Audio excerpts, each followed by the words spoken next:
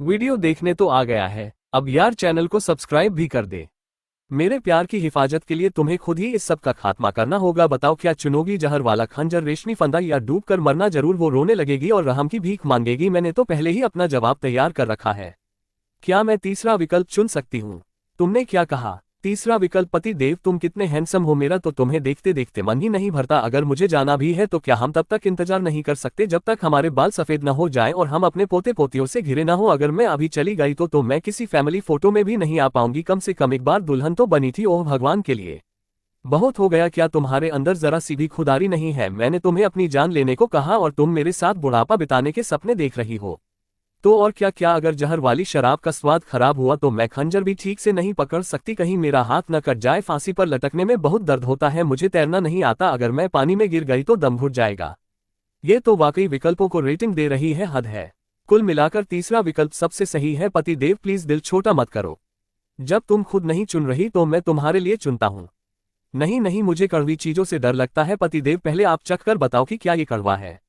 क्या तुम पियोगे या नहीं? पहले बताओ क्या ये कड़वा है? जहर पीने में आखिर ऐसी क्या महानता है? तो फिर तुम मुझे क्यों पिला रहे हो? मैंने आखिर किससे शादी कर ली? उस वक्त भी उसने मुझसे ऐसा ही सवाल किया था। मालिक मुझसे क्या गलती हुई? आप मुझे मौत के इस कगार पर क्यों ले जा रहे हैं? शेंझाई की पहली पत्नी का नाम सोनरोरो था, जो दावतों के महान मंत्री की बेटी थी। उनकी शादी की पहली रात उसने भी यही मिन्नतें की थीं। आखिर में वो शांत हुई और एक सुनहरी गोली निगल ली। इस मरहूम के घर में मेरे लिए जीने का कोई रास्ता नहीं है। जब वो चली गई तो शेंझा बस वहां खड़ा रहा। वो बहुत ज्यादा जिद्दी थी। माकी ऑफ जेनबे ने इस मामले को दबाने के लिए बड़ी रकम दी। शेंझा ने ऐलान किया, जो भी और औरत घर में आएगी उसका अंजाम यही होगा। एक छठे दर्जे के अधिकारी का माकी के घर में शादी करना मतलब 2 दर्जे का प्रमोशन, यानी चौथे दर्जे का बड़ा अधिकारी बनना। मालिक प्लीज हंगू को वहां मत भेजिए, वह तो जीती जागती नर्क है।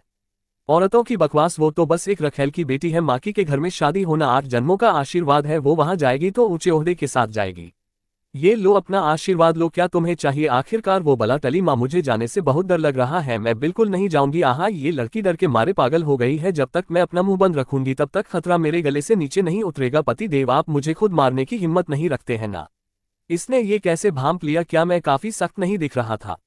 बहन सोन ने अपनी जान खुद ली थी, तुमने खुद नहीं की। अगर हिम्मत होती तो तुम करते। मुझे चुनने के लिए क्यों कह रहे हो? तुम तो खुद कर देते ना। तुम मुझे खत्म करने की हिम्मत नहीं रखते। मैं नहीं जाना चाहती तो फिर बस एक ही रास्ता बचा है, हम इसे मिलकर सुलझा लेंगे। तुम आखिर क्या चाहती हो? मैं जीना चाहती हूँ। तुम मुझे हाथ मत लगाना, मैं तुम्हें नहीं रोकूंगी। अगर तुम मिस्सू से मिलना चाहते हो तो जाओ, मुझे कोई परवाह नहीं। मैं तुम्हें बस अपने रूममेट की तरह ट्रीट करूंगी। तुम्हें क्या लगता है तुम जीत गई? नहीं, मैं बस बहन सोन जैसा अंजाम नहीं चाहती। वो बहुत अच्छी इंसान थी, उसे ऐसा नहीं होना चाहिए था। ये सच में दुखी हो रही है। ठीक है ठीक है, आज रात बेड मेरा है, तुम जमीन पर सो जाओ या तुम बेड ले लो और मैं सोफे पर। अच्छा है कि यह तुम्हारे मौत वाले विकल्पों में से नहीं है, इसे चुनना कहीं ज्यादा आसान है। ये बिल्कुल ही बकवास है। कल हमें बहुत काम करना है, पहले थोड़ी अच्छी नींद ले लेते हैं। एक और दिन एक चिपकू मुसीबत बनने का। मेरा एक्टिंग हुनर तो लाजवाब है, अपनी मर्जी चलाने का दिन और फिर भी उससे रिझाने का। तुम ऑक्टोपस जैसी हो, मैं बस उसे और जोर से गले लगाना चाहती हूँ। मुझसे दूर हटो। ओह मेरे पति देव, तुम इतना जोर क्यों लगा रहे हो? क्या ये औरत कोई भूत है? पिताजी अब से हंगू आपकी बेटी है, अगर मुझसे कोई गलती हो तो मुझे डांटने में संकोच न करें। हंगू की खाल बहुत मोटी है, आप मुझे बातों से नहीं तोड़ पाएंगे। क्या ये लड़की पूरी तरह बेवकूफ है या कोई मास्टरमाइंड? माँ आप कितनी सुंदर हैं, तभी तो मेरे पति देव इतने डैशिंग हैं। कल रात कैसी रही? मेरे पति देव वाकई कमाल के हैं। क्या इसका दिमाग ठिकाने है? तुमने अभी माँ को क्यों बताया कि मैं कमाल का हूँ? तुमने मुझे कल रात 4 जानलेवा विकल्प दिए थे ना, मैंने इतनी जिंदगी जी ली और मुझे पता ही नहीं था कि उसके लिए कोई कॉम्बो डील भी होती है। तो क्या आप कमाल के नहीं हुए? बाहर रहो, मेरी स्टडी में आने की इजाजत नहीं है। बनावटी प्यार की जरूरत नहीं, मुझे कोई फर्क नहीं पड़ता। परफेक्ट बॉस की सेवा करने की जरूरत नहीं। मुफ्त का खाना पीना, सूप ठंडा हो जाएगा और स्वाद नहीं आएगा। दासियां ले जाएंगी तो गिरा देंगी, तो मैं खुद लेकर आई हूँ। बाहर निकलो। ठीक है, ये सूप ठंडा है, इसे बर्बाद करना सही नहीं। दूसरा दिन ओसमनतस लोट्स रूट जेली, तीसरा दिन लाल खजूर और स्नो फंगस सूप, चौथा दिन कमल के बीज और लिली बल्ब की खीर, पांचवा दिन बैंगनी रमी केक, छठा दिन पीच गम और लोकस्ट बीन गम। माँ की एस्टेट का बुफे। आहा यमपति देव, तुम बस अपने काम में व्यस्त रहो, मैं अपना देख लूंगी। आज क्या है? बादाम का दूध। कल क्या पीना चाहोगी?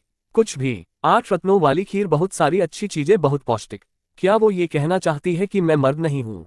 8वें दिन में अभी पहुंची भी नहीं थी कि उसने दरवाजा खोल दिया। वो दरवाजे पर खड़ा रहा और थोड़ी देर इंतजार किया, फिर उसने मुझे गलियारे के मुंह पर एक कटोरा लिए देखा और अचानक दरवाजा जोर से बंद कर दिया। मेरे पति देव, आज 8 रत्नों वाली खीर है, इस तरह से वो तुम्हारे काबू में आ जाएगा तो ये वो गंवार रखेल की बेटी है, मैं जाकर उससे थोड़ी बात करती हूँ। वह छोटी बहन, तुम कितनी सुंदर हो, तुम्हारी त्वचा छिले हुए अंडे की तरह गोरी है और तुम्हारे हाथ इतने नर्म हैं जैसे उनमें हड्डियां ही ना हो। तुम ऐसा कौन सा जादू पीती हो जो ऐसी बनी रहती हो? तुम्हें मुझे अपने राज बताने होंगे। क्या ये औरत पूरी तरह पागल है? यह मेरे हाथ की त्वचा रगड़ रही है। जब तक मैं काफी टेढ़ी हूँ वो ग्रीन टी मुझे अपनी चालों में नहीं फंसा पाएगी। मेरे पति देव तो मुझसे बात भी नहीं करते, लेकिन अब तुम आ गई हो छोटी बहन, तो वो आखिरकार अपनी स्टडी से बाहर आने को तैयार है। ये बहुत अच्छा है छोटी बहन, प्लीज अक्सर आया करो, मासूम लग रहा है। लेकिन इसने उसे 3 बातें बोल दी। वो मुझे इग्नोर करता है, वो मुझे वाकई इग्नोर करता है। तुम मेन हो, मुझे तुम्हारे आने से डर नहीं है। हाँ छोटी बहन, तुम और मेरे पति देव का रिश्ता कितना शानदार है, मुझे बहुत जलन हो रही है। तुम उसे बहुत प्यार करती हो ना? काश मेरे पति देव भी मुझे प्यार से रखते, लेकिन कोई बात नहीं, अगर तुम दोनों खुश हो तो मैं बहुत अपमानित महसूस कर रही हूँ। लेकिन आखिर किस बात पर? मेरे पति देव आप भी यहाँ हैं? क्या इत्तेफाक है, मैं माँ के लिए सेंटेड पाउडर लेने आई थी। ओह सिस्टर सू भी यहाँ है क्या? तुम दोनों डेट पर हो? ओह मैं तो बस जा रही हूँ, मैं जा रही हूँ। जाओ ठीक है, लेकिन मुझे वापस जाने का रास्ता नहीं पता। जब तुम आई थी तब तो रास्ता पता था, मैंने तुम्हारा पीछा किया था। ये सच में मुझसे चिपकने की कोशिश कर रही है ना? सिस्टर इन लॉ कृपया बैठी। ओह पक्का वो सच में बैठ गई। सिस्टर तुम मेरे पति देव को क्यों घूर रही हो? क्या उनके चेहरे पर कुछ है? आज वो दर्द हुआ। तुम दोनों किस बारे में बात कर रहे हो? मुझे भी सुनना है। बहुत सुंदर सिस्टर, तुम्हें मुझे सिखाना होगा, मुझे भी अपने पति देव के लिए कुछ कढ़ाई करनी है। पति देव आप कौन सा डिजाइन चाहते हैं? मैंडरिन डक कैसा रहेगा? नहीं तो मैं तुम्हारा नाम कढ़ाई कर दूंगी, सिर्फ 2 अक्षर, ज्यादा स्ट्रोक नहीं। मुझे वो तो आना चाहिए। क्या वो ये सब जानबूझकर कर रही है? क्या सिस्टर ने भी उनका नाम कढ़ाई किया था? उसने वाकई शेन कढ़ाई किया, फिर मैं साथ में शेन कढ़ाई कर दूंगी। ये उनका पूरा नाम है, कितना परफेक्ट। क्या ये औरत पूरी तरह पागल है? सिस्टर रास्ते में ये खा लेना। तुम आखिर क्या चाहती हो? अपने पति देव के साथ बाहर जाना? जाहिर है तुम मुझे कहीं ले नहीं जाते, ये बहुत उबाऊ है। मैं लिंगी से मिलने जा रहा हूँ, मुझे पता है, तुम्हें पता है, और तुम फिर भी साथ आ रही हो। तुमने वादा किया था कि तुम मुझ पर हाथ नहीं उठाओगे, तो मैं तुम्हें नहीं रोकूंगी, लेकिन तुम मुझे माँ की एस्टेट में अकेला नहीं छोड़ सकते। मैं बहुत अकेला महसूस करती हूँ। क्या तुम्हें मैं परेशान करने वाली लगती हूँ? हाँ, लेकिन अगर मैं तुम्हारे साथ न जाऊं तो मैं खुश नहीं रहती। तुम और सिस्टर सू मिलने पर कुछ खास बात नहीं कर पाते, तुम बस चाय पीते हो। क्या इससे कोई फर्क पड़ता है कि मैं वहां हूं या नहीं? ये बहुत बड़ा फर्क डालता है। क्या तुम कोई प्रोफेशनल तीसरी टांग हो? तुम बस जल रही हो, थोड़ी सी भी जलन नहीं है। मैं तो तुम्हें पसंद भी नहीं करती, तुम मुझे पसंद नहीं करती। मैं तुम्हें डरने में बहुत व्यस्त हूँ। मैं तुम्हें पसंद कैसे कर सकती हूँ? लेकिन तुम दिखने में हैंडसम तो हो। सिस्टर इन लॉ लॉर्ड साहब और मैं साथ पले बड़े हैं, वो इकलौते मर्द हैं जिसे मैंने प्यार किया है। मैं कोई टाइटल या ओहदा नहीं मांगती, मैं बस उनके साथ रहना चाहती हूँ। सिस्टर इन लॉ क्या तुम हमारे लिए ये कर सकती हो? ओह तो अब हम सहानुभूति पार्टी कर रहे हैं, मैं तो इसमें प्रोफेशनल हूँ। सिस्टर तुम बहुत ही ज्यादा दिल छू लेने वाली हो। कुछ सीन देखो, काश कोई मुझे भी ऐसे प्यार करता। क्या ये इंसान पागल है? मेरे पिता ने मुझसे पूछे बिना ही मुझे बेच दिया। मैं बस एक सौदा थी। सिस्टर इन लॉ प्लीज और मत रोए। सिस्टर मुझे अपना रुमाल दो, सूंघती है। और ये रुमाल कितनी अच्छी खुशबू दे रहा है। ये कौन सी खुशबू है? मैं यहाँ किस लिए आई थी? मेरा तो एक काम भी नहीं हुआ। हाँ ये रुमाल तो बर्बाद हो गया। तुम क्या कर रही हो यहाँ? पागलपन कर रही हो? तुम क्यों रो रही हो? सबसी पति देव सिस्टर सू की कहानी बहुत ही ज्यादा दिल छू लेने वाली है। ये राजधानी की टॉप 10 दुखद रोमांस में से एक है। ये उसने तुम्हें क्या बकवास बातें बताई? मैं बहुत प्रभावित हूँ। वो तुम्हें प्यार करती है। मैंने तो ये भी सोच लिया कि तुम दोनों के साथ दफन होने के लिए कब्र कहाँ खोदनी है। क्या तुम सच में प्रभावित हो? बिल्कुल, कोई तुम्हें इतना प्यार करता है, तुम कितने खुशनसीब हो। काश कोई मुझे भी ऐसे प्यार करता। मेरे पिता मुझे प्यार नहीं करते, मेरी सौतेली माँ मुझे प्यार नहीं करती और मेरे पति देव भी मुझे प्यार नहीं करते। क्या ये सच में एक्टिंग कर रही है या वो सच में परेशान है? उसके आंसू असली हैं, लेकिन असली आंसुओं का इस्तेमाल नकली स्थितियों के लिए भी किया जा सकता है। शियाओ हंगू, मैं ये एक बार फिर कह रही हूँ, खुद तलाक मांग लो। मैं पिता से कह दूंगी कि तुम्हारे लिए रहने की जगह ढूंढ दे, पैसों की कोई कमी नहीं होगी। और मेरे जाने के बाद क्या होगा? तुम जो चाहो वो करने के लिए आजाद होगी। कुछ भी, कुछ भी। तो मैं माकिन बनना चाहती हूँ। क्या तुम प्लीज समझदारी से बात कर सकते हो? लेकिन मैं बिल्कुल समझदारी से बात कर रही हूँ। अगर मैं घर वापस गई तो मेरी सौतेली माँ मेरी जिंदगी नर्क बना देगी। मेरे पिता को माँ के घर से अपना हिस्सा मिल चुका है, वो मेरी मदद के लिए उंगली तक नहीं उठाएंगे। मेरे पास अपना गुजारा करने का कोई जरिया नहीं है। एक बार पैसा खत्म हो गया तो मैं खत्म, लेकिन यहाँ मेरे पास खाना है, पीना है और ओहदा है, और मुझे छुट्टियों में शगुन भी मिलता है। बताओ पति देव, मैं क्यों जाऊंगी? क्योंकि मैं तुम्हें प्यार नहीं करता।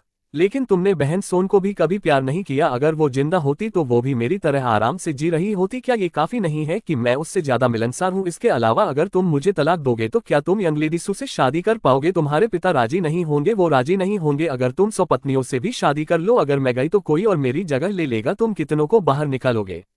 ये तो सही कह रही है।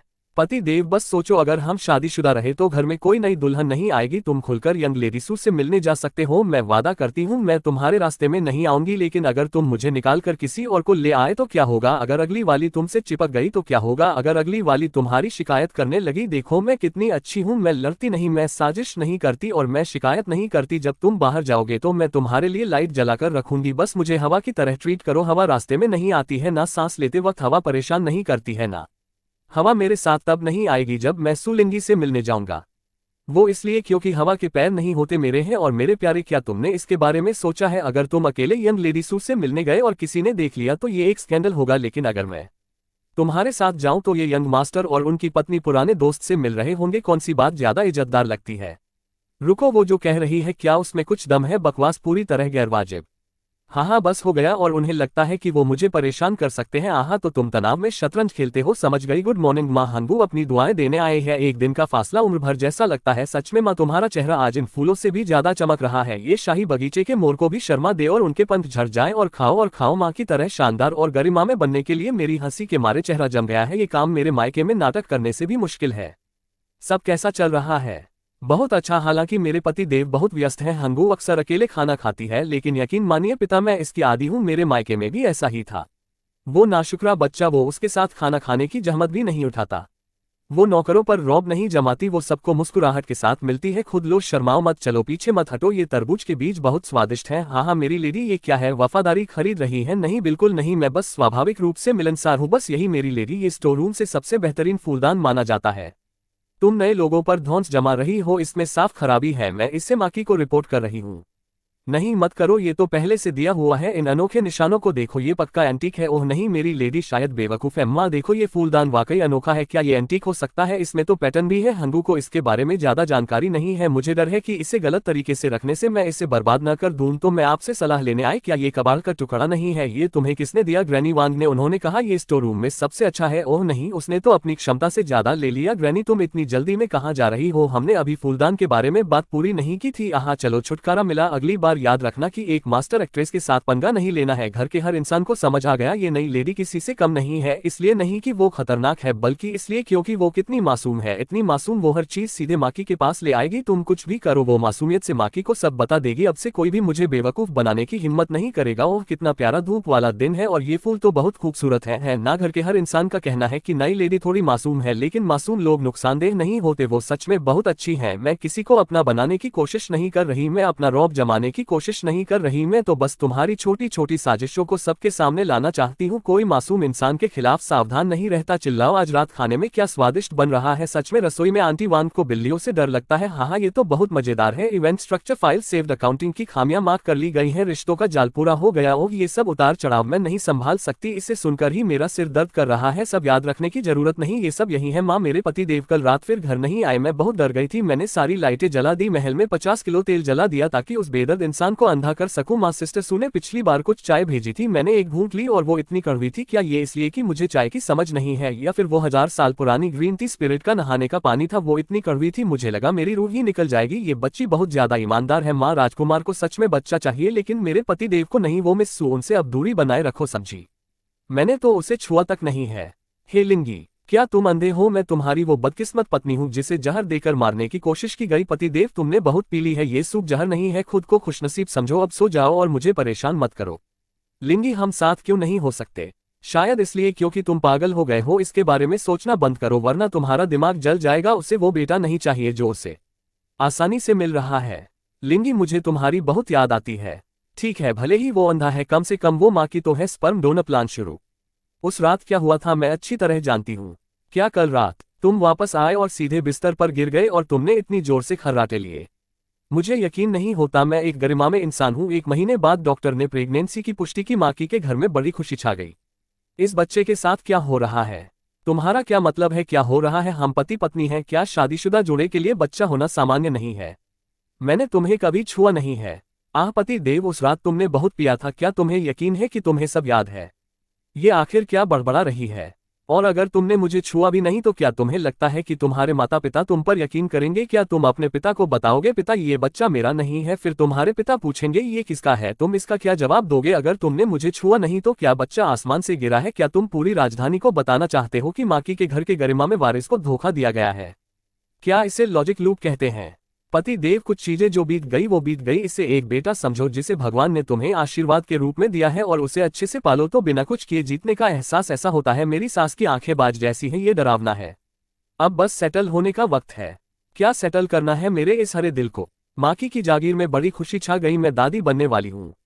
हाँ, मेरे प्रेग्नेंट होने के बाद शेंझा अनजान चेहरों से मिलने लगा। बाहरी आंगन आज काफी गुलजार है। वारिस मेहमानों से मिल रहा है। वो इज्जतदार किस्म के नहीं लग रहे। ओह, मैंने बस ओह कहा और अपना जूता करने चली गई। सार्वजनिक खाते खाली हो रहे हैं। बाहरी आंगन की दुकानें। सुपरिवार का दूर का बच्चा। रुको, इन सुरागों को जोड़कर क्या इसका मतलब यह है कि वो बेवकूफ शेंझा गुप्त रूप से संपत्ति ट्रांसफर कर रहा है? वो अपनी वारिस की पदवी छोड़ने वाला है ताकि सुलिंगी के साथ भाग सके। सब एक औरत के लिए वो अपने पिता की जागीर से चोरी कर रहा है। क्या उसका प्यार में डूबा दिमाग पूरी तरह सूख गया है? ओह प्रिय, ये लाल धागा इतना उलझ क्यों गया? वो प्रिंस ची के लोगों से मिल रहा है जो हमारे राजनीतिक दुश्मन है। मुझे लगा तुम बस एक नासमझ रोमांटिक हो। तुम तो पूरे अपराधी निकले। पूरे परिवार को अपने साथ डुबा रहे हो। वो भक्ति नहीं है, उसे अपने ही पिता को एक्सपर्ट की तरह धोखा देना कहते हैं। समझ गई? नहीं, शामिल नहीं होना नहीं, अभी सही वक्त नहीं है। मैं बस अपनी खाती पीती प्रेग्नेंट वाली जिंदगी जीती रहूंगी। माँ बेचारी सिस्टर सुबू हमेशा अकेली रहती है। अर्ल निंगन का दूसरा बेटा होनहार और हैंडसम है। वो फिलहाल दुल्हन की तलाश में है और सबसे अच्छी बात वो मेरे पति देव से भी ज्यादा हैंडसम है। इसे कहते हैं pro move sister in law. तुम वाकई तरीके जानती हो सिस्टर। अर्ल निंगन का दूसरा बेटा वाकई एक शानदार इंसान है। कम से कम वो तुम्हें खुदकुशी के लिए मजबूर नहीं करेगा और वो निश्चित रूप से तुम्हारे पूरे खानदान को प्रिंस के गहरे गड्ढे को भरने के लिए कुर्बान नहीं करेगा। उससे ये सब कैसे पता हो सकता है? एक मामूली सी बात। उसने न सिर्फ सुलिंगी को याद दिलाया कि वो जिस आदमी से दिलो जान से प्यार करती थी, उसने अपनी पिछली प्रेमिका को उसके दुखद अंजाम तक पहुंचाया था, बल्कि उसने उससे ये भी एहसास दिलाया कि शेंझा का प्यार जुनूनी और अंधा है। वो उसे बचा नहीं सकता था। उसके पीछे जाने से सिर्फ बर्बादी ही होगी। उसका चेहरा पीला पड़ गया। उसके होंठ कांपने लगे। विकल्पों को तौलने के बाद उसने कुछ नहीं कहा। जाते वक्त उसने पीछे मुड़कर देखा। मैंने उसे एक प्यारी सी मुस्कान के साथ विदा किया। 3 महीने बाद सुलिंगी की शादी हो गई। मैंने एक शानदार तोहफा भेजा, माकी से भी ज्यादा शानदार। उसकी शादी के एक दिन पहले वो विदा लेने माकी एस्टेट आए। शेंझा अपनी स्टडी में ही रहा, बाहर नहीं आया। सुलिंगी आंगन में लंबे समय तक इंतजार करती रही। आखिर में मैं ही उससे मिलने बाहर गई। उसने मुझे देखा। सिस्टर इन लॉ, मैं आपसे हमेशा कुछ पूछना चाहती थी। प्लीज सिस्टर पूछिए। क्या तुम शुरुआत से ही साजिश कर रही थी? साजिश? क्या वो खाई जा सकती है? सिस्टर, अगर मैं साजिश करने में सक्षम होती तो क्या मेरे पिता मुझे माकी एस्टेट में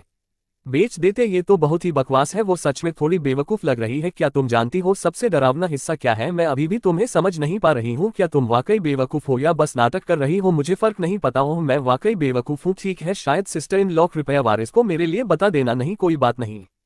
क्या तुम बहुत खुश हो? मैं तुम्हारे लिए सच में खुश हूँ सिस्टर। जिसे कोई सच में प्यार करने वाला मिल जाए वो किसी भी चीज से बढ़कर है। दूसरा बेटा निश्चित रूप से उसे अच्छी तरह रखेगा। तुम्हें कैसे पता? क्योंकि वो तुम्हारी तरह नहीं है। जियाओ हंगू, तुम वाकई नामुमकिन हो। ओह खैर, वारिस की पत्नी कहती है नई चीजें हमेशा पुरानी से बेहतर होती है। चलो अब फोड़ो। अब मेरे प्यारे, नाराज मत हो। नई चीज हमेशा पुरानी से बेहतर होती है। बस सब कुछ टूट जाने दो। मैं इससे तंग आ गई हूँ। एक बेटा हुआ और मैं बस मोटी हो गई। माँ की जेनबे ने उसका नाम शेन रखा और उसके लिए शांति और सुरक्षा की कामना की। वो हिल रहा है। उसे गोद में लेना चाहती हो शैनन? कितना शानदार! घर संभालने का अधिकार आज से तुम्हारा है। ये सिर्फ हिसाब की किताबें नहीं है, ये चित्रलिपि है। ये जागीर का हिसाब मेरी खाल से भी ज्यादा मोटा है। माँ, ये आंकड़े हंगू इन्हें समझ नहीं पा रही। कोई बात नहीं, गवर्नर को तुम्हें सिखाने दो। क्या 1 जमा 1 2 होता है या मैं बस चीजें देख रही हूँ? ये बही खाते अजीब क्यों दिख रहे हैं? बेवकूफ बनने की एक्टिंग करना थका देने वाला है, लेकिन ये 3 साल का गड़बड़ हिसाब। शेंझा, तुमने चाहे इसे कितना भी गहरा छुपाया हो, मैं सब उल्टा कर दूंगी। वेस्ट सिटी सिल्क शॉप, दक्षिणी बाहरी जागीर। किसने कौन सा लेन देन संभाला, किसकी जेब में गया? ये दिन के उजाले की तरह साफ है जैसे मेरे चेहरे पर स्याही। माँ, क्या ये अबेकस टूटा हुआ है? ये बार बार गलत क्यों बता रहा है? मैं पूरी सुबह कैलकुलेशन कर रही हूँ और ये अभी भी गलत है। बस मेरी ऑस्कर लेवल की एक्टिंग देखो। बेवकूफ बनने का नाटक। ये चालाक नौकर वो मेरे दहेज की जागीर से चोरी करने की हिम्मत करते हैं। तुम बहुत उलझी हुई लग रही हो, लेकिन तुम हिसाब में काफी सतर्क हो। बेवकूफ लोग बेवकूफ तरीके, बस धीरे धीरे देखने से लाइन दर लाइन सब साफ हो जाता है। उनका असली चेहरा दिख रहा है ना हिसाब। बस मुझे अपनी सारी गंदगी सामने लाने दो। माँ हंगू, ये हिसाब चाहे जितनी बार कोशिश करूं समझ नहीं पा रही। क्या लिपिकों का हाथ हिल गया और उन्होंने गलत दर्ज किया? महल से चांदी की ये राशि, इसके ठिकाने बहुत संदिग्ध है। जाओ और जांच करो मेरी प्यारी मामा। सुराग का पीछा करो ताकि मेरे पति देव को एक बड़ा सरप्राइज मिल सके। विरोधी गुट को देने के लिए परिवार की संपत्ति चुराना, सिल्क खरीदना, 5 थान सिल्क। ये खूबसूरत बेटा पूरे परिवार को कब्र में भेजना चाहता है। आधी रात को मुझे बुला रहे हैं। क्या वो आखिरकार समय से पहले ही पदवी सौंपने वाले हैं? तुम नालायक बेटे, ये देखो ये क्या है? क्या हो रहा है पिताजी गुप्त हथियारों का इस्तेमाल करके पागल हो गए हैं। तुमने गुप्त रूप से इतनी सारी दुकानें और जमीन ट्रांसफर की, क्या तुम विरोधी गुट प्रिंस ची के लोगों को फंड करने की योजना बना रहे हो। पिता मैं समझा सकता हूँ। क्या समझाओगे। 30,000 चांदी की मुद्राएं सीधे प्रिंस ची के गुट के हाथों में, इसका क्या जवाब है। वो प्रिंस ची के लोग नहीं हैं। लोग क्या तुम अपने पिता को बेवकूफ समझ रहे हो। तुमने ऐसा करने की हिम्मत कैसे की। मैंने विरोधी गुट के साथ मिलीभगत नहीं की, मैं बस अपनी मर्जी चलाना चाहता था। तुम्हारा रास्ता, तुम भागना चाहते हो, माँ की एस्टेट छोड़ना चाहते हो, अपनी माँ को छोड़ना चाहते हो, अपने बेटे को छोड़ना चाहते हो उस औरत के साथ भागने के लिए। चलो देखो, असली मुसीबत तो मैं ही थी। क्या तुम्हें जरा भी एहसास है कि ये चीजें विरोधी गुट के हाथों में होने से हमारे पूरे परिवार के लिए कितना बड़ा संकट है। तुम नालायक बेटे। तो ये वो थी। हाँ जियाओ हांगू, तुम जीत गई। मेरे प्यारे पति देव, क्या तुम मुझसे बात कर रहे हो। तुम नालायक बेटे, तुमने मेरे पूरे परिवार की आधी संपत्ति फूंक दी है। ये खत्म हो गया। मेरा भक्त प्रेमी का व्यक्तित्व और वारिस के रूप में मेरा ओहदा पूरी तरह टूट गया है। तुम्हारे सारे काम जब्त किए जाते हैं। अभी के लिए उत्तर पश्चिम जाओ और 3 साल तक रेगिस्तान में भुगतो। बाद में माँ की जेनबे ने अपने गुप्त नेटवर्क और परिवार की आधी संपत्ति का इस्तेमाल करके प्रिंस ची के गुट के पास मौजूद सारी लीवरेज को नष्ट कर दिया। मेरे प्यारे पति देव, तुम कल जा रहे हो, चलो एक ड्रिंक लेते हैं। क्या मुझे नीचा दिखाने आए हो। सच कहूं तो ये जीकिंग वाइन है। मैंने एक नौकर से पूछा और पता चला तुम्हें ये पसंद है। क्या तुम जानते हो तुम्हारी सबसे बड़ी समस्या क्या है। तुम सोचते हो कि तुम ये सब प्यार के लिए कर रहे हो, लेकिन क्या तुमने कभी सोचा है कि परिवार की संपत्ति चुराना और विरोधी गुट के साथ मिलीभगत करना, अगर ये धमाका हुआ तो पूरा माँ की एस्टेट खत्म हो जाएगा। तुम्हारे पिता, तुम्हारी माँ, तुम्हारा बेटा सब खींचे चले जाएंगे। यहाँ तक कि सुलिंगी, तुम दावा करते हो कि तुम उससे बहुत प्यार करते हो, लेकिन तुमने जो किया है उसने उससे सिर्फ खतरे में ही डाला है। मैं उसे चोट पहुंचा रही हूँ। तुमने सोन रुओरो से कहा था कि तुम सुलिंगी से प्यार करते हो। सोन रुओरो बदहाल हो गई। तुमने सुलिंगी के लिए पैसे चुराए, वो लगभग इसमें फंस गई थी। तुम्हारा प्यार सिवाय इसके कि वो सुलिंगी को अच्छा महसूस कराए, उसका असल में फायदा क्या है। क्या तुम जानते हो सिस्टर सू ने अर्लनिंगन के दूसरे बेटे से शादी करने के बाद क्या कहा था। उसने कहा हर सुबह दूसरा बेटा उसके जूते बिस्तर के पास रख देता था। वो नहीं चाहता था कि जब वो उठे तो उसके पैर ठंडे फर्श पर पड़े। बस वो एक छोटी सी चीज। उसने इसके बारे में सबको कम से कम 3 बार बताया। वो सच में अच्छा कर रही है। तो क्या मेरा गहरा प्यार बस एक बड़ा मजाक था। जब तुम्हारी बारी आई बड़े भाई, तो तुमने उसे सिर्फ खोखले वादे दिए, या फिर तुमने अनिश्चित भविष्य पर दांव लगाकर अपने पूरे परिवार की जान जोखिम में डाल दी। बस हो गया। अगर तुम उससे प्यार करते तो तुम कोई रखेल न लाते, तुम उसे अच्छी तरह रखते, तुम खुले तौर पर अपने पिता से उनका आशीर्वाद मांगते। इसके बजाय तुमने इसके लिए सबसे बेवकूफ तरीका चुना। जियाओ हांगू, तुम असल में किस तरह की इंसान हो। ओह, मैं बस वो हूँ जिसे तीसरी टांग बनना नफरत है। तुम्हें पता है उत्तर पश्चिम में बहुत हवा और रेत है। मैं तुम्हारे लिए मोटे सोल वाले जूते लाई हूँ, चिंता मत करना। वो कैसे दिखते हैं। और मिर्च सॉस का एक जार। मैंने सुना है वहाँ का खाना बहुत फीका होता है। तुम अपने तीखे स्वाद के साथ कभी आदत नहीं डाल पाओगे। तुम्हें कैसे पता मुझे तीखा पसंद है। क्योंकि हर बार जब तुम मेरा सूप पीते हो तो शिकायत करते हो कि वो बहुत फीका है। अपना ख्याल रखना। तुम्हारा बेटा तुम्हारे घर लौटने का इंतजार कर रहा है। शेंजा के जाने के साथ ये माँ की एस्टेट आखिरकार जियाओ के पास आ गया। ओहो हाँ, ओ कृपया सब इतने औपचारिक ना हो। आखिरकार मैं बस एक बेचारी नासमझ छोटी औरत हूँ। इन लोगों को संभालना सांस लेने जितना आसान है। 15 जनवरी पूरी तरह से सफल। 5 स्थान। मैडम, आप वाकई एक जीती जागती देवी हैं। जब शैनन 1 साल का था तो बड़ी मैडम उसे पालने के लिए अपने आंगन में ले जाना चाहती थी। माँ, तुम अपने पोते को इतना चाहती हो। हंगू बहुत आभारी है, लेकिन नन्हा इन रात में बहुत परेशान करता है। मैं नहीं चाहती कि वो आपकी नींद खराब करे। माँ, क्यों ना मैं उसे दिन में आपके पास भेजने के लिए रखूं, फिर मैं उससे रात को अपने कमरों में वापस ले आऊंगी। मेरे भगवान, ऐसी माँ कौन होगी। ये तो श्राप जैसा है। जब शैनन 2 साल का था तो माँ की ऑफ जेनबे ने उसे लिखना सिखाया। उसने ब्रश पकड़ा और कागज पर एक टेढ़ी मेढ़ी लकीर खींची। पिता बूढ़े हो रहे हैं, वो धीरे धीरे इस माँ की एस्टेट की बागडोर मुझे सौंप देंगे। तुम मेरे नाशुक्रे बेटे से कहीं ज्यादा मजबूत हो। मेरे पति देव थोड़े समय के लिए भ्रमित हो गए थे। तुम्हें उसका बचाव करने की जरूरत नहीं। वो बच्चे का पिता है। अगर वो अच्छा करेगा तो बच्चा भी अच्छा करेगा। उसे अभी तक नहीं पता था कि ये सौम्य बहू जो उसके सामने खड़ी है वही है जिसने उनकी शादी की रात उसके बेटे को जहर देने की कोशिश की थी। पापा कहाँ है। डैडी बहुत दूर हैं, कुछ बहुत जरूरी काम कर रहे हैं। वो खत्म होते ही वापस आ जाएंगे। किस तरह का जरूरी काम। कुछ ऐसा जो हमें सुरक्षित रखेगा। तो जब मैं बड़ा होऊंगा मैं भी आपकी रक्षा के लिए जरूरी काम करूंगा। माँ, वो मेरा अच्छा बेटा है और तुम सबसे अच्छे हो। आखिरकार मैं वापस आ गया। क्या ये वाकई मेरा घर है। ये बहुत फैंसी है। ये लगभग बेचैन करने वाला है। वो बेवकूफ कौन है। वो मैं हूँ। वो मदद बकवास। माँ, ये आदमी कौन है। ये डैडी है। बिल्कुल नहीं, डैडी जले हुए लकड़ी जैसे नहीं दिखते। ये एक मास्टरपीस है जिसे मैंने 3 दिनों तक मूर्तिकला की है। ये बहुत बदसूरत है। ये नमकीन है। अगली बार मैं कम नमक डालूंगी। जियाओ हांगू, क्या तुम मुझसे नफरत करती हो। डार्लिंग, तुमसे नफरत करना बहुत मुश्किल काम लगता है। मैं उन सब के लिए बहुत आलसी हूँ। तुम बदल गई हो। बस उम्र हो रही है। लगता है तुम्हें लगता है कि मैं समय पीछे मोड़ सकती हूँ या कुछ और। नहीं, बस तुम पहले अलग थी, ज्यादा जिंदा दिल। ओह चलो पति देव, मैं अब एक माँ हूँ, जिंदादिल होने के लिए क्या बचा है। हालांकि क्या वाकई अलग है, उसकी मुस्कान साफ तौर पर ज्यादा बेचैन करने वाली है। रात में वो अपनी स्टडी में चला जाता, मैं मुख्य कमरों की लाइटें बुझा देती, चांदनी अंदर आती। क्या वो बदल गया है? शायद। तो क्या वो जहर वाली शराब हमारी शादी की रात वाली? मैं उसे कभी नहीं भूलूंगी, कभी नहीं। पिता, आप हमें इतनी जल्दी कैसे छोड़ सकते हैं? ये दिन आखिरकार आ गया, ये सब अब जायज है और काफी हकदार भी। ये जागीर अब मेरी है। पति देव, मैंने सुना है छोटी बहन सू के अर्ल ऑफ निंगन की जगह 2 बच्चे हैं, वो अब शानदार जिंदगी जी रही है, उसके पास अब तुम्हारे लिए समय नहीं है। क्या ये भी मैंने प्लान किया था? मैं अपने मायके वापस गई। मेरे पिता की पत्नी की 2 साल पहले बीमारी से मौत हो गई। डॉक्टर ने कहा कि ये जमा हुई नमी और जहर के कारण था। ये कब शुरू हुआ? शायद हर बार जब मैं घर जाती थी उन हेल्थ टॉनिक और स्नैक्स के साथ जो मैं लाती थी। कौन जाने, इसका मुझसे कोई लेना देना नहीं, मुझे इन चीजों के बारे में कुछ नहीं पता। डैड, मेरी माँ के ओहदे के बारे में तुरंत कानूनी पत्नी के लिए एलिवेटर, इसे तुरंत परिवार की रजिस्ट्री में लिखें। उसे अपनी जरूरत की सारी जमीन और घर मिल जाएंगे। मैंने अपनी बड़ी सिस्टर इन लॉ एनोन से बात की है, कौन उनकी बेइज्जती करने की हिम्मत करेगा? मैं उन्हें दिखाऊंगी कि बड़ी सिस्टर इन लॉ को माँ के रूप में सम्मान देने का क्या मतलब है। मेरी अच्छी बेटी, मुझे पता था तुम सफल होगी मेरी बच्ची। उस समय तुम्हें माँ की एस्टेट भेजने में मुझे अच्छी दूरदर्शिता थी। ना हो डैड, आप अपनी बेटी के लिए बहुत शानदार हैं। जल्दी सबसे अच्छी चाय लाओ, रसोई में कहो और व्यंजन जोड़ने के लिए हंगू। तुम्हारे बड़े भाई के हालिया प्रमोशन के बारे में हमें तुमसे थोड़ी और कोशिश की जरूरत होगी। डैड, क्या तुम्हें याद है तुमने मेरी शादी के दिन क्या कहा था? क्या कहा था? मैंने कुछ नहीं कहा। तुमने कहा था कि मेरे जैसी रखेल की बेटी का माँ की एस्टेट में शादी करना 8 जन्मों का आशीर्वाद है, भले ही वो मर जाए, वो ऊंचे ओहदे पर मरेगी। मैं बस तुम्हें खुश करने की कोशिश कर रहा था। वो बस गुस्से वाले शब्द थे।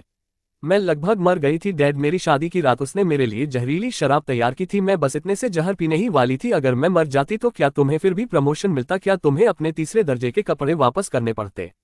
अंगस, बोलना बंद करो। जब मेरी माँ जमीन पर घुटने टेक कर तुमसे भीख मांग रही थी, क्या तुमने उसकी तरफ देखा भी था? वो पूरे 1 घंटे तक घुटने टेके रही, क्या तुम्हें पता था? बिल्कुल नहीं। तुम उस रात मेरी कानूनी माँ के आंगन में पी रहे थे। डैड, मैं तुम्हें दोष नहीं देती, सच में तुम मेरे पिता हो। मैं तुमसे नफरत नहीं कर सकती, लेकिन अब से तुम जानते हो कि इस परिवार में किसकी चलती है। मेरी माँ ने आधी जिंदगी मेहनत की है, उसे दोबारा गलत नहीं ठहराया जा सकता। मैं अपने भाई के भविष्य का ख्याल रखूंगी और जहां तक तुम्हारी बात है, बस एक अधिकारी होने पर ध्यान दो। मैंने तुम्हें वो पद दिया है, इसे मत भूलना। हाँ, इतने तनाव में मत रहो, हम बस थोड़ी सी बात कर रहे हैं। अगले महीने मेरी माँ का जन्मदिन है, तुम आओगे और पूरे परिवार के सामने उन्हें टोस्ट करोगे। ओह, उन्हें टोस्ट करना, हम घुटने टेक कर। ओह, क्या ये वाकई मेरी बेटी है? मैडम, आप थोड़ी देर और क्यों नहीं रुकती? मैं और कितना ढोऊं? मैडम, मैं काफी देर बैठ चुकी हूँ, अगर मैं और रुकी तो मुझे डर है कि मेरे पिता की पुरानी हड्डियां वहीं टूट जाएंगी। लेकिन मास्टर ने तुम्हें रात के खाने के लिए नहीं पूछा? ओह, वो बहुत ज्यादा ही विनम्र थे। वो इतने डरे हुए थे कि उन्होंने पूरी चाय फर्श पर गिरा दी। उसके बाद मैं रात के खाने के लिए कैसे रुक सकती थी? जैसे ही मैं चल रही थी मुझे कुछ याद आया। हमारी शादी की रात शेंझा ने मुझे मरने के 4 तरीके दिए, मैंने संतोषजनक तरीका चुना। सबको लगा कि मैं बस मुश्किल खड़ी कर रही हूँ, है ना? उस पल में मैंने फैसला किया, मैं ये जिंदगी अपनी शर्तों पर जीऊंगी। जो मुझे मरते देखना चाहते थे, मैं उन्हें जीना सिखाऊंगी, उस जिंदगी को जिसे मैंने उनके लिए बनाया है। शेंझा जिंदा है, वो अपनी बाकी जिंदगी एक अच्छा माँ की बनकर रहेगा, एक अच्छा पति, एक अच्छा पिता। वो अब सुलिंगी का नाम नहीं लेता। कभी कभी वो शैनन को उठाता है और एन आंगन में किसी भी आम अधेड़ उम्र के आदमी की तरह हंसते हुए आता है। उसे नहीं पता कि वो पिंजरे में कैद है, या शायद उसे पता है, लेकिन उसने संघर्ष करना बंद कर दिया है। मेरे पिता जिंदा है, वो अपनी बाकी जिंदगी एक आज्ञाकारी प्यादा बनकर रहेंगे। अगले महीने वो मेरी माँ के सामने घुटने टेकेंगे और पूरे परिवार के सामने उन्हें टोस्ट करेंगे। उसके बाद से वो उस घर में कभी सिर उठाकर नहीं चल पाएंगे, जैसे मेरी माँ ने सालों पहले उनके सामने घुटने टेके थे। छोटी बहन सू अब शेंजी जैसे लूजर के साथ जो जिंदगी बिताती उससे कहीं ज्यादा बेहतर जी रही है। सच में देखो बेबी, जल्दी बाहर, सूर्यास्त कितना खूबसूरत है, उसे कभी पता नहीं चलेगा कि वास्तव में उसकी शादी का इंतजाम किसने किया। मेरे अच्छे कर्म दुनिया से छिपे हैं। मैं कितनी बड़ी संत हूँ, मेरी सौतेली माँ चली गई, इकलौती चीज है। सच तो ये है, मैंने किसी को नहीं हटाया, मैंने बस सबको वो स्क्रिप्ट जीने पर मजबूर कर दिया जो मैंने उनके लिए लिखी थी। आहा मैडम, आज रात खाने में क्या बन रहा है? हॉट पॉट, बाहर ठंड है इसलिए ये हमें गर्माहट देगा। यंग लॉर्ड और नन्ही एन को हमारे साथ शामिल होने के लिए बुलाओ। यंग लॉर्ड आज अच्छे मूड में लग रहे हैं, उन्होंने आज दोपहर नन्ही एन के साथ पतंग भी उड़ाए। सच में तो रसोई में कहो कि बीफ का एक अतिरिक्त हिस्सा तैयार करे, उन्हें वो पसंद है। मैंने अपनी परछाई को देखा, वो मेरे पीछे थी, मेरी हर हरकत का पीछा कर रही थी, कुत्ते की तरह वफादार। इस माँ की एस्टेट के बाकी सब लोगों की तरह जिंदा रहना वाकई अच्छा है, खासकर तब जब आप जीत रहे हो। कमेंट में जरूर बताएं कि आपको ये शॉर्ट स्टोरी कैसी लगी।